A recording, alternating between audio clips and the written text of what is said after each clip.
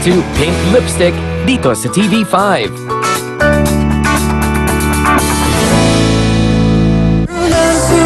그대 눈물이 나를 힘들게 하고 시간 속에 사랑이 Pasensya na po kayo. Ako po ang pinadali dito ni Aldwin Park. Ano yun?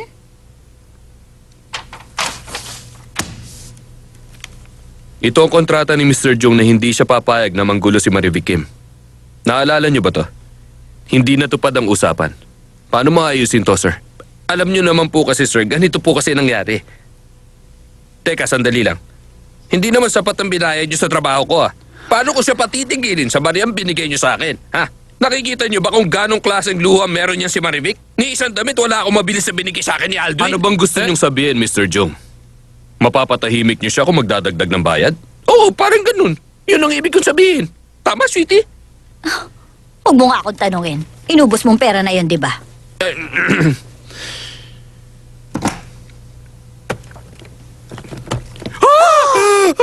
Sa tingin niyo ba sapat ng perang yan? Kaya niyo na kayang patahimikin dyan si Marivic Kim? Hindi na ba manggugulong babae yun kay Aldwin? Ayoko ng puro salita at wala namang gawa mula sa inyo.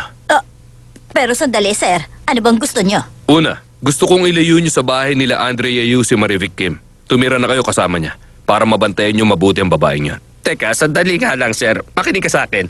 Gusto mong ilayo namin si Marivic Kim kay Andrea Yu? Gusto mong itira namin siya dito? Ganun nga ba, sir?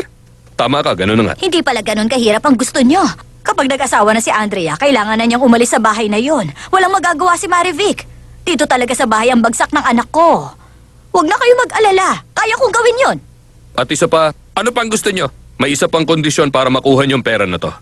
Kapag nanggulo si Marivic Kim sa araw ng kasal, ibabalik niyo ng doble ang perang ibibigay ko. Yun ang parusa sa kapalpakan niyo. Ibabalik ng doble? Magkano naman kaya yun? Gawin niyo lang to na maayos at sa inyo na ang perang yan. Pero sandali. Dapat bang ganun ang Ay, gawin? sige, naiintindihan namin. Kung kailangan namin siya itali, gagawin namin para hindi siya makapanggulo dun.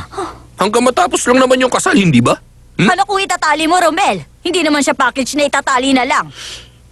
Anong balak niyo gawin sa kanya? Okay, sige. Kami na ang bahala kay Marivic. Hindi siya manggugulo sa kasal. Huwag kayong mag-alala. Importante nga, kaya kita pinapapunta. Huwag ka nang magtanong. Pumunta ka na lang. O ano na? Pupunta